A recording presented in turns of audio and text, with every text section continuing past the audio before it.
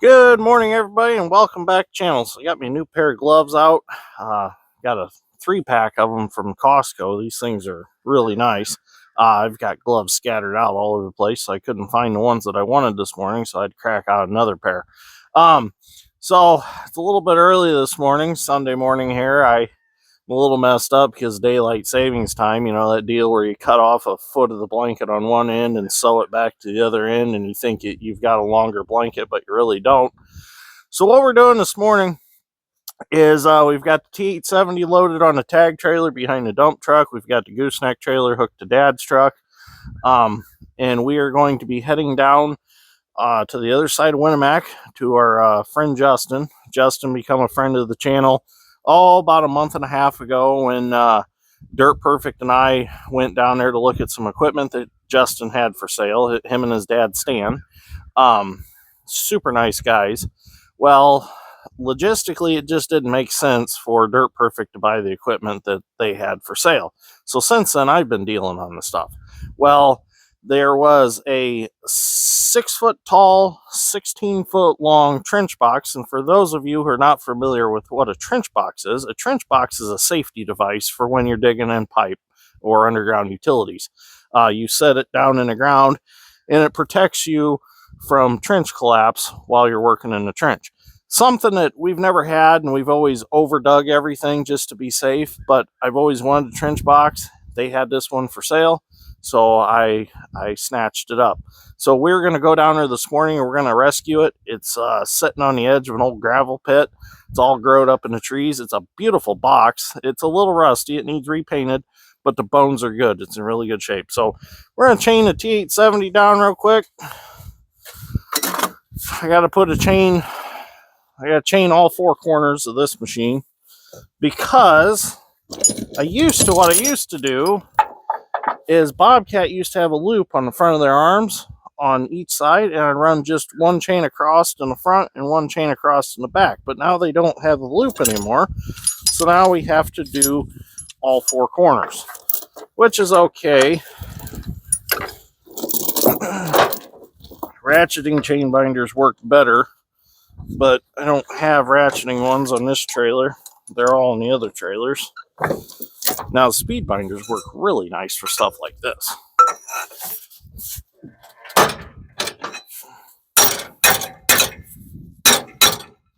There we go. I'll go chain the other side and do the back, flip the ramps up, and we'll be ready to go as soon as Dad gets up for the day. Well, we're heading to get the trench box. I had some viewers ask me about the John Deere 9600 combine in yesterday's video. That belongs to my buddy Josh. It's here for repair. I'm going to put a head reverser in it because his exploded last week while he was trying to pick some corn. So he asked me if I could fix it for him. So he brought it over, and we're waiting for parts, and I'll get it put back together and get him back to picking corn. So let's go get that box. Well, we made it here. We're gonna run back with the Bobcat. Dad already took off with the truck and trailer back here. It's all good firm ground, so we can drive right to where the box is at. We'll get back here. I'll get my forks put on, set the camera up, get the box loaded on the Big Tex, find the spreader bars for it. It's got 3 sets of spreader bars, I believe, so you can go from 4 foot, 6 foot, or 8 foot wide, so you have a larger area inside the box to work. So it's very well equipped. Well, here's the box. Justin started cutting some of the mulberry trees away from it.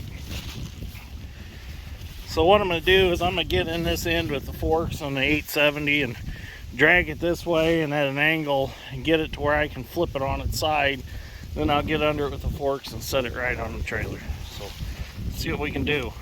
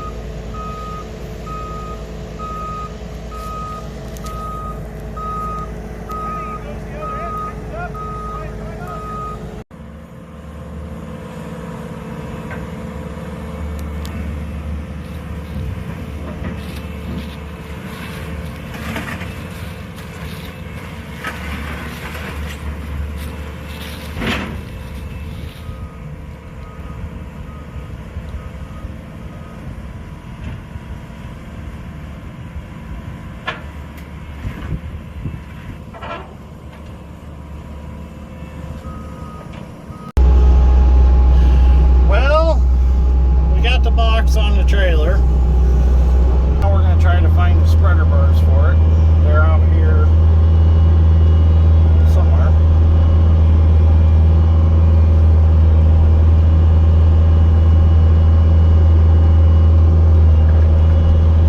Justin found some here.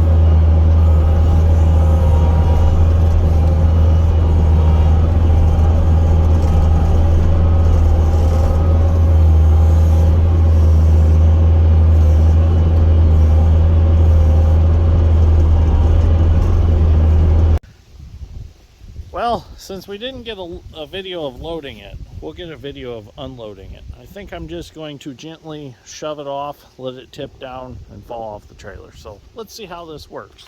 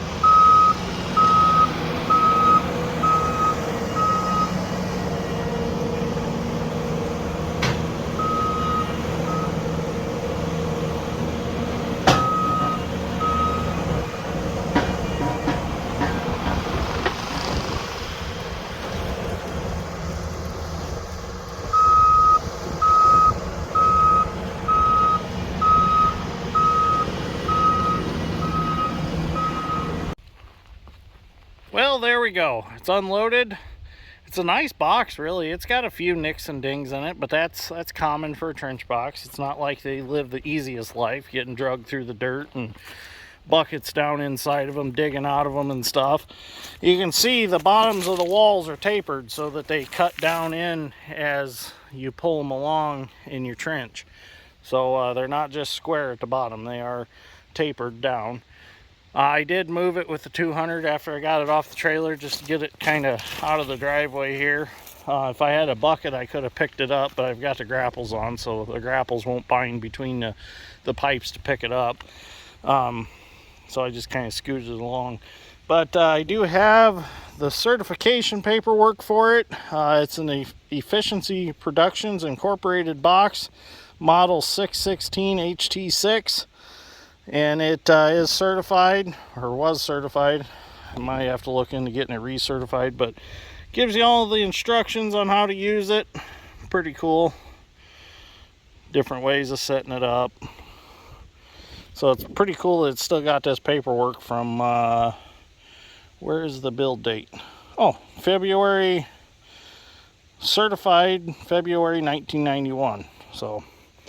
And I do plan on eventually cleaning it up and painting it and make it look a little more presentable. I got to do some things like put some bolts in these pins. Some of them are missing. They got broke out over the years or rusted off, but looks like it was maybe yellow at one time. So I think I'll probably paint it black or something like that. But anyways, nice tool to have for safety reasons, things like that. Not something we're going to use all the time, but you know, we got one on hand in case we do need it. So anyways, thank you Stan and Justin for letting me buy this off you guys. Greatly appreciate that. We'll put it to good service and get some use out of it. So thank you for watching. I greatly appreciate it, and we'll see you all in the next one.